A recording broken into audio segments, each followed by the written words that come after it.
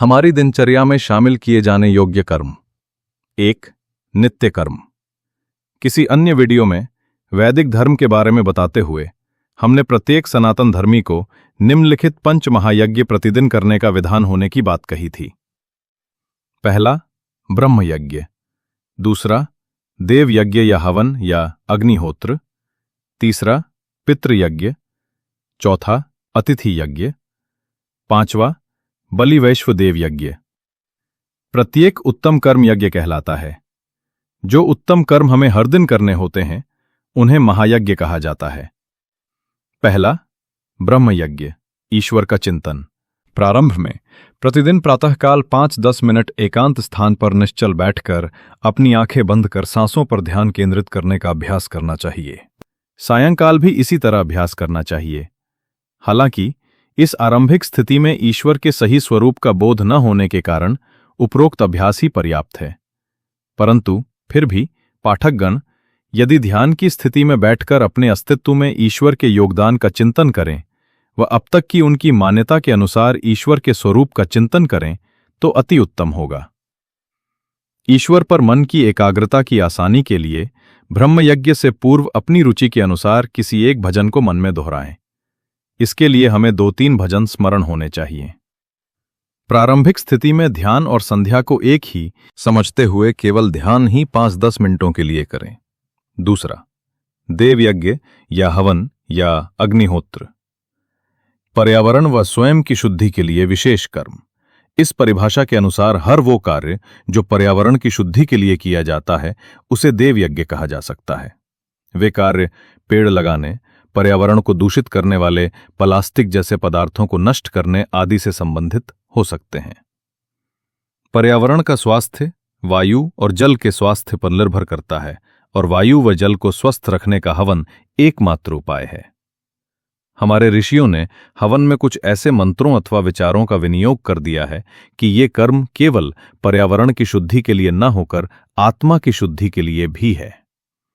वैसे तो हर मानव के लिए प्रतिदिन प्रातःकाल व सायंकाल अग्निहोत्र करना आवश्यक है, जिसका कारण अगले स्तरों में स्पष्ट कर दिया जाएगा, परंतु हमें हर विशिष्ट अवसर पर अपने घर में पूजा आदि के स्थान पर हवन करवाने की आदत डालनी होगी, जिसमें पड़ोसियों आदि को भी आमंत्रित किया जाए।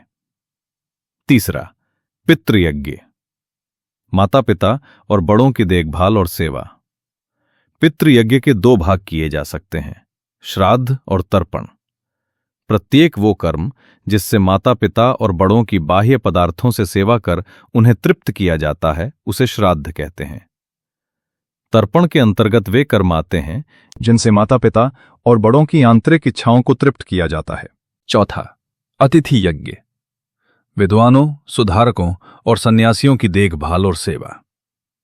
पांचवा, बलि वैश्वदेव यज्ञ, गरीबों, आश्रितों और विकलांगों की देखभाल और सेवा। 2. स्वाध्याय।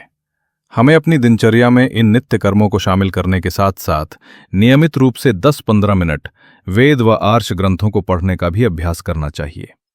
बहुत से लोग समाज में परिवर्तन तो चाहते हैं, पर स्वयं में परिवर्तन नहीं चाहते। प्रशासनिक अधिकारी, पुलिस, न्यायिक अधिकारी, राजनेता आदि हमारे समाज से ही निकलते हैं। यदि हम इनमें परिवर्तन चाहते हैं तो हमें स्वयं को बदलना होगा। अच्छे भविष्य के लिए कुछ त्यागना पड़ता है। यदि हम भावी पीढ़ी को अच्छा भविष्य देना चाहते हैं तो हमें अपनी नियमित दिनचर्या से हटकर अपना कुछ समय अपनी संस्कृति के उत्थान के लिए भी देना होगा। हमें अपने कंफर्ट जोन से बाहर निकलकर अधिक से अधिक ऋषियों के वचनों को पढ़ना व सुनना होगा। केवल यही त्याग अच्छे भविष्य की आधारशिला रख सकता है। हमारी बुद्धियों का भिन्न भिन्न स्तरों का होने के कारण सभी से ये आशा करनी निरर्थक है कि हम सारे वैदिक वाङ्मय को अच्छी तरह समझकर उस पर आचरण करें, परंतु इतना तो सभी से अपेक्षित ही है कि वे वेदों की मौलिक बातों को जानें व तदनुसार आचरण करें। इससे बहुत सी सामाजिक बुराइयां स्वमेव ही समाप्त हो जाएंगी। हमारी संस्कृति मानवता की पर्याय है। अपनी संस्कृति को ऊपर उठाना मानवता को ऊपर उठाना ही है। अपनी संस्कृति के उत्थान के लिए अत्यंत तप की आवश्यकता है। आज मानवता त्राही त्राही कर रही है। हमें ऐसे समाज की आधारशिला रखनी है जहां हर एक व्यक्ति सुखपूर्वक रहते हुए अपने जीवन के अंतिम लक्ष्य की ओर बगैर किसी बाधा के बढ़ सके।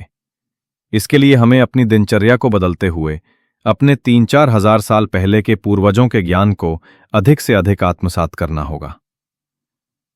आज अधिकतर संसार असनातन संप्रदायों को ही मानता है। आर्यों के वंशज तो वहीं कहे जा सकते हैं जो राम, कृष्ण आदि महापुरुषों को अपना पूर्वज मानते हैं, भले ही किन्हीं कारणों से वो आज सत्य से दूर हो चुके हैं। यहां अनेकों बार हमारे पूर्वजों की बड़ाई की गई है।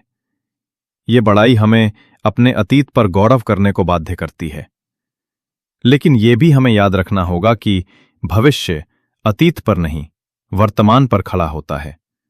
हमें वर्तमान में अपने अतीत पर ही गर्व नहीं करते रहना है, बल्कि अपने पूर्वजों के सुझाए मार्ग पर भी चलना है, ताकि हमारा भविष्य भी हमारे अतीत की भांति स्वर्णिम हो और हम ऋषि ऋण से उऋण हो सकें। वे लोग संसार के लिए बहुत हानिकारक होते हैं जो वर्तमान में अपने भूतकाल की बड़ाई करने के अलावा कुछ नहीं करते। 3. सबसे अधिक महत्वपूर्ण विचार। ईश्वर ही हमारा वास्तविक मित्र है। हम हर तरह की मनःस्थिति उसी के साथ साझा कर सकते हैं, वही हमें दुखों से निकाल सकता है। सनातन धर्म अर्थात हिंदू धर्म में इसी विचार को बुद्धि से परीक्षा करके मानसिक धरातल पर लाके अपने आचरण में उतारा जाता है। परिपक्वता की स्थिति में इसी विचार को ईश्वर प्रणिधान कहा जाता है। जितना जितना हमारे जीवन में ईश्वर समर्पण आता जाता है, उतनी उतनी सांसारिक बाधाएं विफल होती जाती हैं। ईश्वर के प्रति कृतज्ञता ईश्वर समर्पण का ही एक भाग है। इस चैनल पर बनाए गए हिंदू धर्म को जानने के विभिन्न स्तरों का उद्देश्य इसी विचार की पूर्णता को प्राप्त करना है। इसलिए प्रत्येक स्तर की सामग्री पढ़ते व सुनते हुए हमें निरंतर इसी लक्ष्य को ध्यान में रखना चाहिए। 4. हमें अपने नाम के आगे या अंत में आर्य शब्द लगाना होगा, ताकि हमारी अलग पहचान बन सके। ये बिल्कुल वैसे ही है जैसे मेडिकल कॉलेज में दाखिला मिलते ही छात्र के नाम के आगे डॉक्टर लगा दिया जाता है, जबकि डॉक्टर तो वो 5 साल की पढ़ाई पूरी करने के बाद बनता है। 5. हमें अपने श्रेष्ठ पूर्वजों राम, कृष्ण, हनुमान, शिव आदि का नाम सम्मान से लेना होगा। हमें अपना ज्ञान इस तरह का रखना है कि हम राम के अन्यायी होने की कथाओं का खंडन, कृष्ण के माखन चोर, व्याभिचारी आदि होने का खंडन, हनुमान के बंदर होने का खंडन, शिव के भांग पीने आदि का खंडन कर सकें। हमें उन सभी ग्रंथों का परित्याग करना होगा जिनमें लीलाओं के नाम पर हमारे महापुरुषों के चरित्रों को धूमिल किया जाता हो। 6. हमें हिंदू धर्म में घुस चुके उन सभी संप्रदायों की अवमानना करनी होगी जिन्होंने अपने संप्रदायों के मूल में अवैदिक मान्यताओं को स्थान दे रखा है। इस तरह के संप्रदायों का समर्थन करने वाले अपने मित्र समूहों, रिश्तेदारों आदि से भी हमें उचित दूरी बनानी होगी। साथ साथ हमें उन हिंदू धर्म के गुरुओं से भी अपना समर्थन वापस खींचना होगा जो धर्मगुरु हमारी मान्यताओं पर वैचारिक आक्रमण होने पर आक्षेपों का तर्कपूर्ण व वैदिक मान्यताओं के अनुरूप उत्तर नहीं दे पाते या उत्तर देने से कतराते हैं। 7. हमें अपने शरीर को स्वस्थ रखने के लिए प्रतिदिन 10-15 मिनट के लिए व्यायाम अवश्य करना चाहिए। शारीरिक स्वस्थता के लिए वेबसाइट्स के लिंक्स वीडियो के डिस्क्रिप्शन में दिए गए हैं।